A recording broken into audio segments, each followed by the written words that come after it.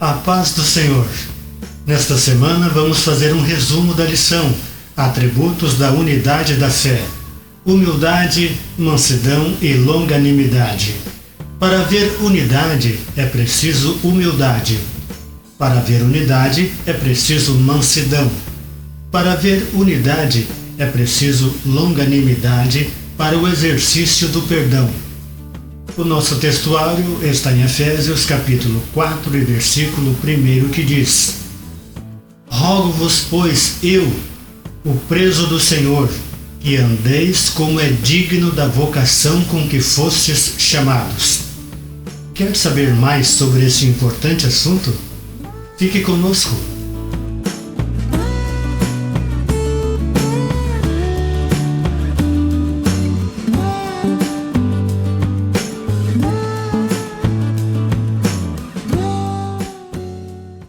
Então nós vimos o apóstolo Paulo rogando encarecidamente: eu, o preso do Senhor. Ele não era preso de Roma, não é preso de Nero, ele sabia do seu chamado. Estava preso unicamente por pregar a unidade entre gentios e judeus. Eu, o preso do Senhor, que andeis como é digno da vocação com que fostes chamados.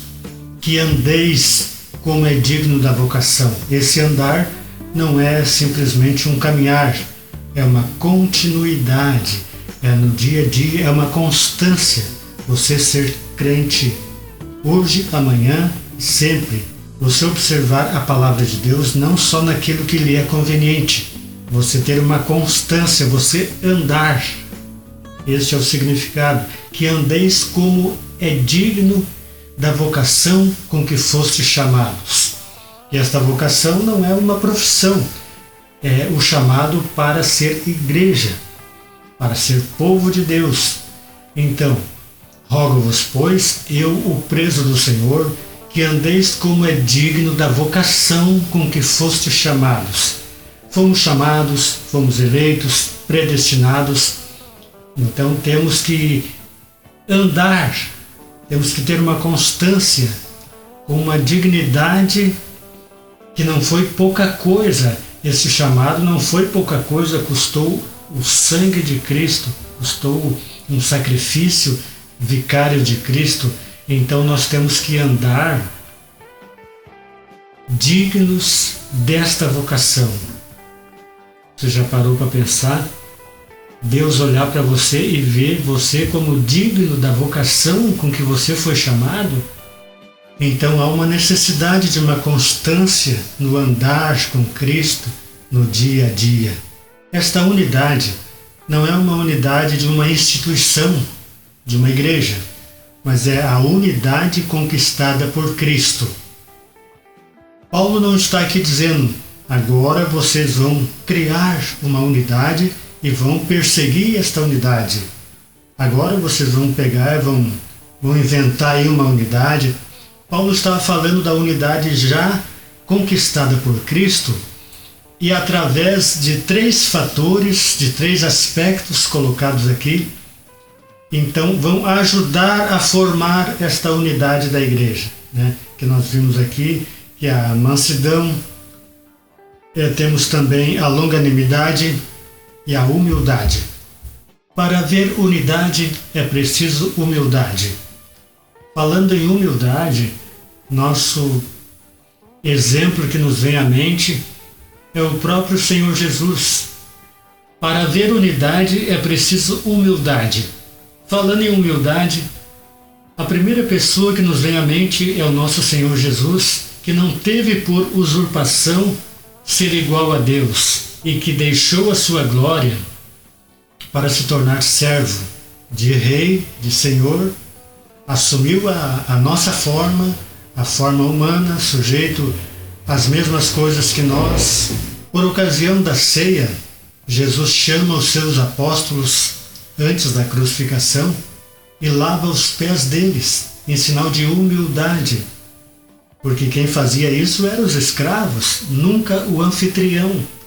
Então ele deu o sinal de humildade para que depois os seus apóstolos, seus discípulos, fossem e fizesse o mesmo, ou seja, fossem e servissem aos demais, fossem humildes, servisse aquele que necessita ser servido, que ajudasse, estendesse a mão e agissem com humildade. Então, o nosso maior exemplo é o próprio Senhor Jesus. Temos também o caso de Abigail, na história do rei Davi. Davi mandou pedir suprimentos, alimentos e mantimentos para Nabal, esposo de Abigail. E ele disse que não ia enviar nada, ainda disse que Davi era um qualquer, que era alguém sem origem, que não... Enfim, não quis mandar nada para Davi. Davi, com muita raiva, mandou chamar 400 homens, 400 soldados, e se foi com sede de sangue lá para as bandas da propriedade de Nabal, com intenção de matar Nabal. Abigail, sua esposa, com muita humildade que tinha, mansidão, longanimidade, se prostrou aos pés de Davi, e vocês conhecem a história. Saudações! Sou Joabe, um dos homens leais a Davi. Estou procurando Nabal. Nabal! Sim? Sou Joabe e venho em nome de Davi. Ele pede sua gentileza e generosidade. Nosso rei Saul ofereceu um prêmio pela cabeça de Davi. Davi não é bem-vindo aqui. Sou Abigail, mulher de Nabal, que se comportou tão grosseiramente com você, meu senhor. Meu marido é um tolo. Eu trouxe comida e cobertores para seus homens. Mas seu primeiro protetor é o Senhor Deus. Por favor, tente não se ofender e revidar a má atitude daqueles que o odeiam, meu senhor.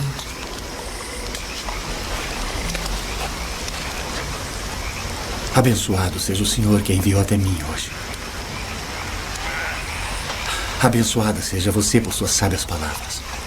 Por causa de uma mulher sábia, atitude de uma mulher sábia, palavras de uma mulher sábia, que tinha mansidão e humildade, estava ali para proteger a sua família, então foi evitado uma grande tragédia, por causa de um gesto de humildade e, por que não dizer, de mansidão de Abigail na história do rei Davi. Depois nós temos também, continuando falando sobre Jesus, o caso da cura de um homem com a mão mirrada. Jesus curou ele no dia de sábado. Daí veio aqueles que guardavam a lei reclamando que Jesus não guardava a lei, que ele... Enfim, e Jesus mansamente, humildemente, explica para eles, né? Jesus nunca revidou da mesma forma que eles faziam, nunca revidou. Depois disso nós vimos também Moisés. Moisés foi muito afrontado pela sua irmã Miriam, por causa de sua escolha em relação à sua esposa. Depois veio Arão, o próprio Arão, companheiro dele ali de ministério, também o afrontou, vocês conhecem a história. Depois o caso de Coré, ou Corá, também uma afronta tremenda para com Moisés. E o que Moisés fez? Foi lá e deu uma tunda no Coré? Foi lá e deu uma tunda na Miriam e no Arão? Não. Ele pegou e foi para a oração. Foi para a oração pedir a Deus. Depois ainda, quando Deus disse que ia tratar com eles, Moisés pediu misericórdia, pediu perdão ainda para os seus ofensores, né? Isso é atitude de pessoa humilde. E nós sabemos que a humildade não é só você colocar uma calça rasgada, um chinelo de dedo com um prego ali e sair por aí para os outros ver que você é humilde. Nós vimos muita gente com roupa já bastante usada, mas que tem um espírito elevado, um espírito quebrantado e contrito que o Senhor não despreza. E nós vimos gente lá da alta sociedade, né, bem vestida e com um espírito altivo.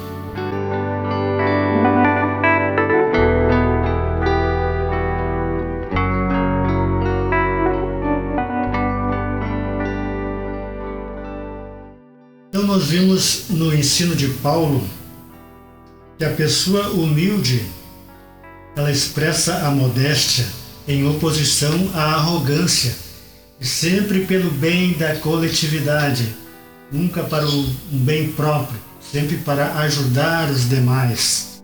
E sendo a humildade um dos aspectos da unidade, como nós vimos, temos a mansidão, a humildade e a longanimidade. Aí caberia uma pergunta para você. Você não está quebrando a unidade da Igreja de Cristo por algum ato, alguma atitude, alguma coisa que você esteja fazendo, que esteja quebrando esta unidade? Responda para si mesmo. Há alguma coisa que você possa melhorar na sua humildade e também na sua mansidão e na sua longanimidade? E ainda vamos estudar adiante sobre isso, mas no que já vimos até agora, a humildade é para nós pensar. Lá em Gálatas capítulo 5 e versículo 22, não vamos encontrar humildade, porque já temos mansidão.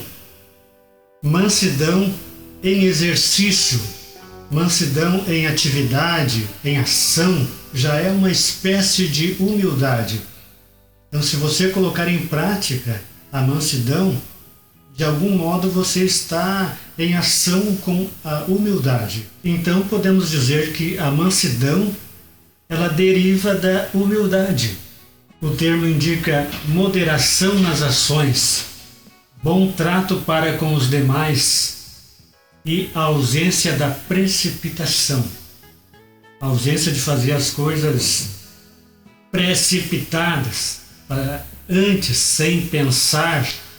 Então, como já falamos anteriormente, em exemplos de mansidão, falamos no Moisés, que teve aqueles casos ali que nós citamos, que foi manso, extremamente manso, ainda pediu perdão para Deus, para com os seus ofensores. Daria para listar aqui esse vídeo todo, falando de coisas de exemplos que Jesus teve essa mansidão, a verdadeira mansidão. Alguém pode dizer, mas eu sou manso. Eu sou manso. Mas vamos ver na hora da necessidade de mostrar realmente que nós somos mansos, na hora que alguém nos afrontar, na hora que alguém vier para cima da gente com maus tratos, por exemplo, maledicências. Então, aquele que é manso não se apressa a pronunciar juízo. Quando, por exemplo, surge os ressentimentos, a raiz de amargura. Lembrou de alguém? Isto te fez lembrar de alguma coisa? Ressentimento, raiz de amargura, alguém que você deva perdoar. Quem sabe você não consiga hoje, mas você pode tentar amanhã. Se não conseguir, depois de amanhã, vá lá. Se não conseguir, ora mais um pouco, busque na palavra, né? E não deixemos as raízes de amargura, ressentimentos, ficar em nosso coração, para que isso ajude a estragar, ajude a afastar a unidade da igreja. Porque a mansidão, a humildade e a longanimidade ajudam a formar esta unidade. Claro, quando estamos falando em unidade, não estamos falando em conformidade, em uniformidade, porque nós somos humanos, sempre vai ter uma diferença. Sempre vai haver diferença de pensamento. Um pensa de um jeito, outro pensa de outro, a respeito de uma situação ou de outra situação. Sempre vai haver diferença. Mas esta unidade, além de ser no âmbito das coisas criadas por Cristo, o plano de salvação, você crê que Jesus é o Senhor, você crê que Cristo é o Salvador, que Cristo é o Filho de Deus, você acredita na Trindade, todos somos unânimes em acreditar nestas coisas. Temos uma unidade de pensamento. Claro que Deus quer muito mais do que isso. Então nós vamos praticar, através da humildade, mansidão e longanimidade, esta unidade da fé. Mansidão pressupõe conciliação. Aquele que é manso, ele procura conciliar. Há uma intriga entre irmãos, há intriga entre o casal, há uma intriga na igreja. O conciliador, pela a sua simples presença, já traz alguma coisa, algum alento, pela sua simples presença. Mas claro que ele sempre vai ter uma palavra, ele sempre vai ter uma solução, ele está sempre buscando na palavra de Deus, ele está sempre em oração e também está exercitando o seu espírito para ser manso. Então o manso chega diante de situações acaloradas, onde as emoções estão à flor da pele e as pessoas estão a ponto de explodir, e esse manso vai chegar para colocar água no fogo, água na fogueira, vai chegar para conciliar, para resolver, tentar amenizar aquela situação. Então imagina se nós, os crentes, todos conseguirmos isso, exercitar a nossa mansidão.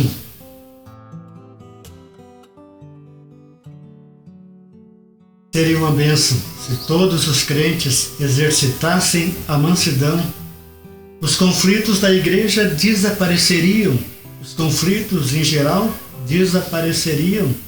É que tem gente que não aguenta nada, tem gente que qualquer ai aí que um diz, ele já diz que ele é convertido, mas eu sou convertido, mas o meu facão não é. Então tem gente que não aguenta nada.